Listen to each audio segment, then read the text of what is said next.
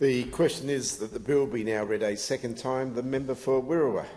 Thank you, Deputy Speaker. I rise to make my contribution to the constitutional alteration Aboriginal and Torres Strait Islander Voice Bill to 2023. Today this government makes history, but not only because we are also informed by history. In the steps of Whitlam and Lingiari, Keating and the Redfern Address, Rudd and the Apology, this government seeks to join the ones before it. In listening and being guided by Indigenous voices, their needs and how they want their family and themselves to be treated. I'd like to paraphrase the writings of the late John Clarke, penned over 20 years ago. Australia has a vibrant and resourceful people. We share a freedom born in the abundance of nature, the richness of earth and the bounty of sea. We are one of the world's biggest islands. We have one of the world's longest coastlines. We have plants and animals that cannot be found anywhere else in the world. We are one of the few countries on earth with our own sky. We have a fabric woven of many colours, and it's this that gives us our strength. We have been here for over 200 years, but before that there were people living here for thousands of years. They lived in perfect balance with the land. There were many nations, just as there were many nations in North America and across Canada, and many Maori peoples in New Zealand. The Indigenous people of this land lived in areas as different from one another as Scotland is from Ethiopia. They lived in an area the size of Western Europe. They didn't share a common language. They had their own laws, their own beliefs, their own ways of understanding. In this legislation, we seek to show our own understanding and what we've learnt from the generous and gracious Uluru Statement from the heart. I want to focus on that last part, from the heart, because that is what has been profoundly demonstrated. Heart, a courageous willingness to believe in the good that can be done by this parliament and this country. I find that belief, that hope that was put in us to be humbling and inspiring. Here we have a people who've endured through the darkest of times, through a history of stolen lands, stolen lives and stolen generations. And yet here they are, offering to us an extended hand, an invitation to join together, to recognise one another, to change. We will take this hand, we will join together to recognise the promise of reconciliation, to change for the better the story of Australia. That's what this legislation is about, a story, a long story. It began long before any of us were alive, and it's my hope that it will continue long after we're all gone. But we most definitely have a part to play in shaping that story and in creating a lasting legacy, a better legacy than the one that has been left so far. Because the decisions of the past were not confined to our history books. They ripple and cascade and bleed into the present. They have given a disadvantage to our Indigenous people before they were even born. In Australia today, the Indigenous infant mortality rate is almost double the rate compared with non-Indigenous infants. I know losing a child is heartbreaking, but for that to be almost twice as likely for our First Nations mothers is unacceptable. Sadly, this disadvantage continues as they grow up. Young Indigenous men are incarcerated at the appalling rate of 10 times the rate of other Australians, and this trend even diminishes their very lives. The gap of life expectancy is a staggering 8 years. The fundamental role of government should be to care for its people, to improve their lives and provide them with opportunities for success. But these numbers show that people, our people, are being left behind. This country has so often strived for the ideals of egalitarianism and equality. I think it's one of our most noble characteristics. But equality is not simply achieved by a change in behaviour. It is brought about by a change in action. And until everyone is equal, no one is equal. Unfortunately, what's being discussed here isn't new or revolutionary. Indeed, I am certain there are many who have noticed these same problems being talked about again and again. Because what has happened in the constant theme of our treatment of our Indigenous people, our central failing, is we rarely listen.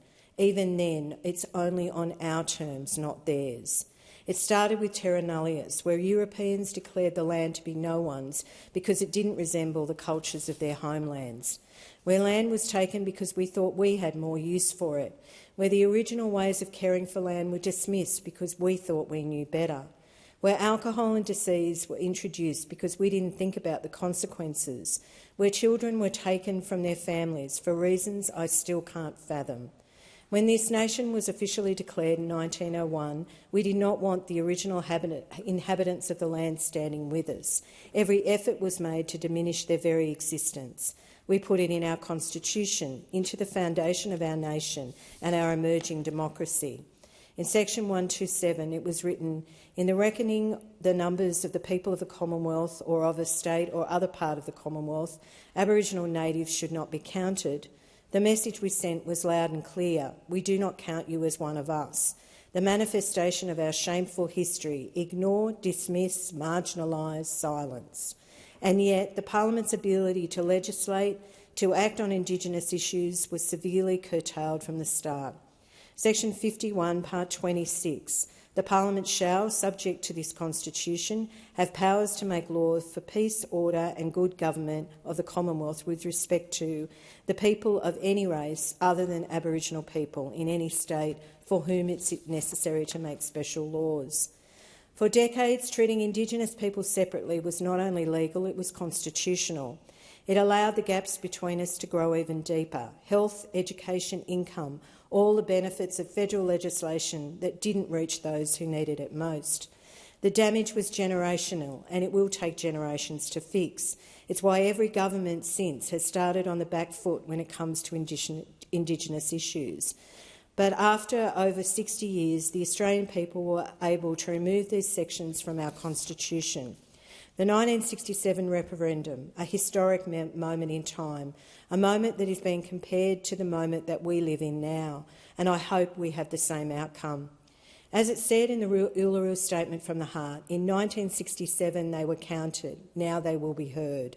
It occurs to me that it is this moment in time may eventually be in the history books as well, that even generations from now they will be students learning about this referendum.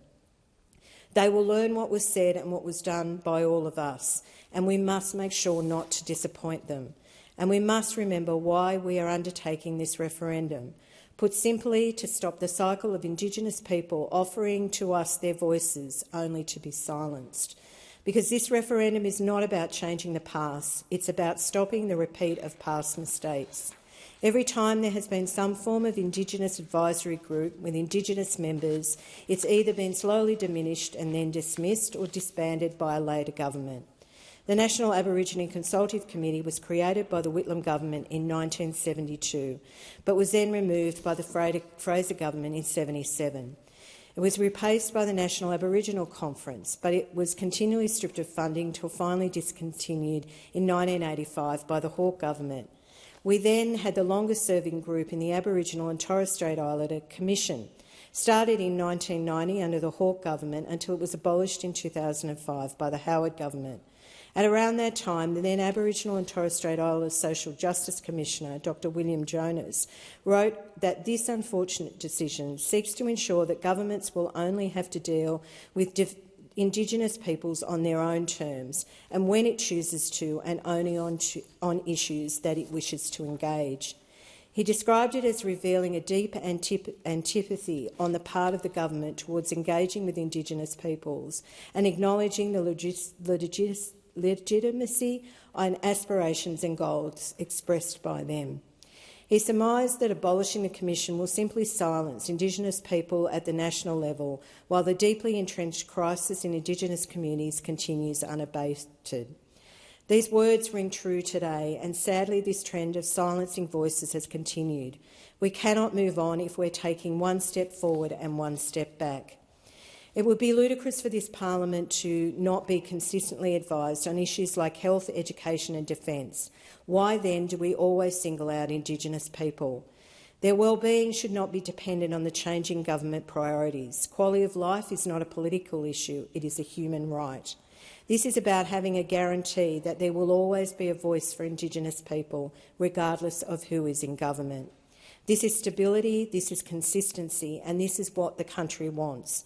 What voters decided in the May 2022 election, the mandate was handed to the Albanese government.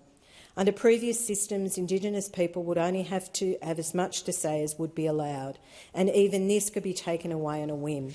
This legislation seeks to create a bulwark against the default state of inaction. This government seeks to lead the way for future generations, as it was led by those who came before us. On this day, we look to our forebears. We look to former Prime Minister Gough Whitlam, who once held the seat which I am proud to represent.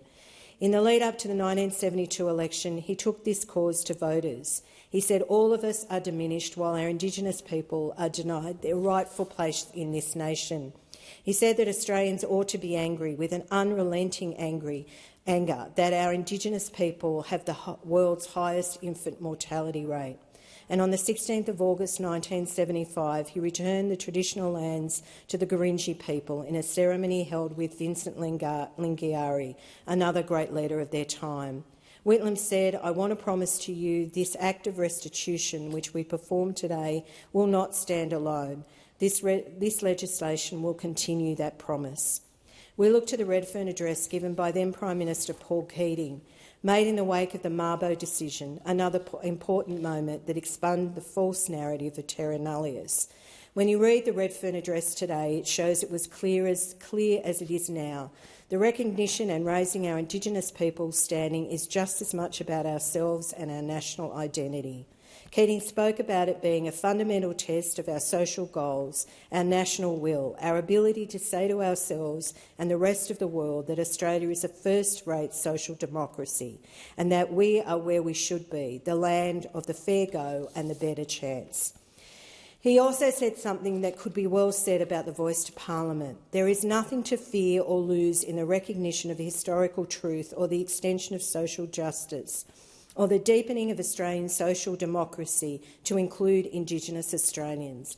There is everything to gain, and that's true then as it is now. We improve the lives of those around us, we improve ourselves. We fix the wrongs of the past, we fix ourselves. We reach out with compassion and understanding, we stand to benefit our whole entire society.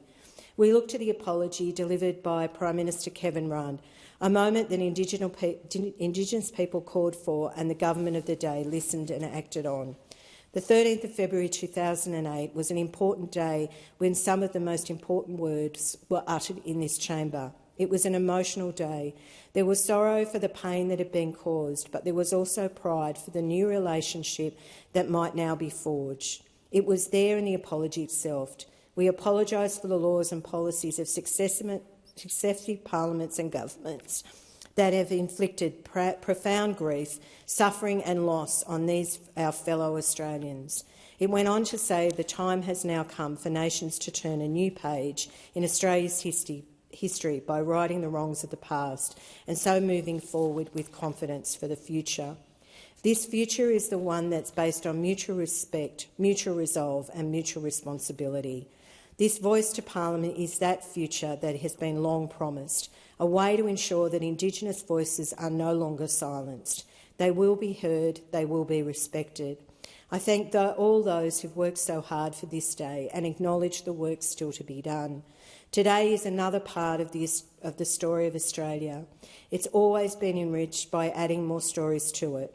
Today we ask ourselves, will we remember our story thus far, our history? Will we learn from it? Will we make it better? Will we walk together hand in hand towards a better future for our country? The only answer is yes. I commend the bill to the House.